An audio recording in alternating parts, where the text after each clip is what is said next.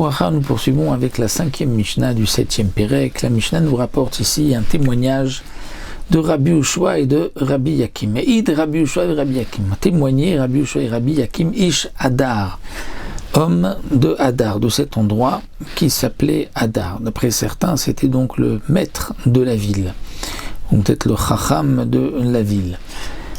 Il a témoigné Al-Kalal Shel Khatat Shenetano Al-Gabe Asheretz. Al-Kalal. Kalal, c'est quoi? C'est un ustensile de terre cuite, qui est Kheres, où on a mis de la cendre de la paradouma, de la vache rousse, nous dit le Barthénora, et on a posé ce Kéli sur Al-Gabe Asheretz, sur un reptile mort.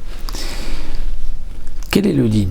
Normalement, un Kéli Kheres, un ustensile de terre cuite, ne reçoit pas l'impureté de l'extérieur. Donc si on a posé sur le Sheretz ne rend pas impur le Kéli Kheres, donc les cendres de la vache rousse qui sont à l'intérieur ne sont pas impures. Eh bien, Rabbi Ushua et Rabbi Yakim ont dit non. Malgré tout, si on a posé le Kalal Shel Khatat, donc le Kéli où se trouvent les cendres de la vache rousse, sur un Sheretz, c'est tamé. Pourquoi? Parce qu'il est posé dans un endroit tamé. Et la Torah a dit, on le mettra Mechut Samachane Bemakom Taor, dans un endroit pur. Et là, il n'a pas été mis dans un endroit pur, il est dans un endroit qui est impur. Chez Rabbi Eliezer, Metaer. Rabbi Eliezer dit que c'est Taor. Lui, Rabbi Eliezer dit que c'est Taor. Pourquoi? Puisqu'il dit, étant donné que le Kli lui reste pur, donc les cendres se trouvent dans un endroit pur. C'est vrai que le Kli, lui, se trouve sur quelque chose d'impur, mais les cendres, elles, se trouvent sur quelque chose de pur, donc ça s'appelle Bemakom Taor. C'est là la marloquette. Autre point, Eid Rabbi Papayas. Rabbi Papayas vient témoigner. Là, on rejoint Masechet Nazir pour quelqu'un qui avait pris sur lui de faire 2 Néziroutes. 2 Néziroutes, lorsque quelqu'un dit je vais être un Nazir, c'est 30 jours. Stam Néziroute, 30 jours. Il a pris sur lui de faire 2 Néziroutes, donc 30 jours et encore 30 jours.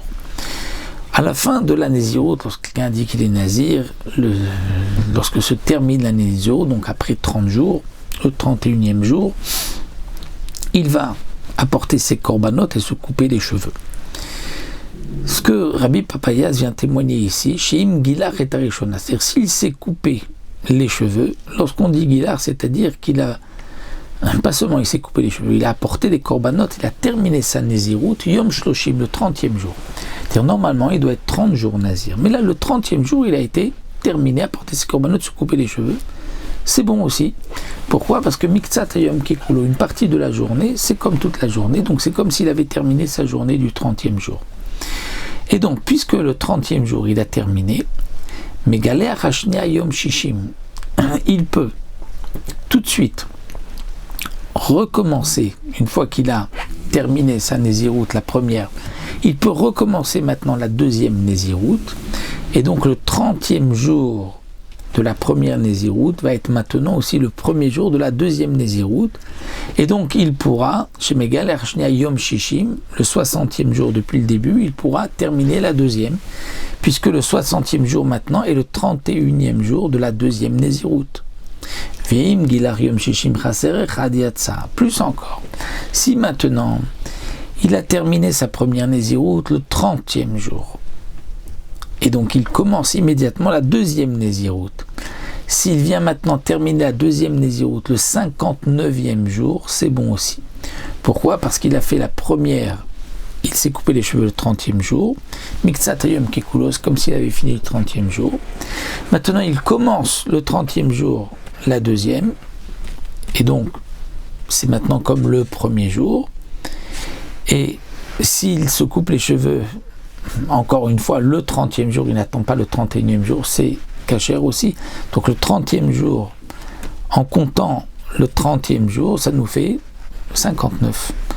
Puisque il a commencé le 30e jour la première, donc le 59e jour, c'est le 30e jour en comptant le premier jour aussi, qui est le 30e, et donc il sera acquitté de ces 2 Néziroutes, Shiyom Shloshim Olominian, parce que le 30e jour fait partie du compte. Donc avec le 30e jour, il a terminé la première Néziroute, mais il a commencé aussi la première. Donc on ne dira pas que tu ne peux pas compter le 30e jour pour la première et la deuxième, il peut compter et pour la première et pour la deuxième, et donc même s'il a terminé la deuxième Néziroute le 59e jour, c'est bon aussi, comme nous l'avons expliqué.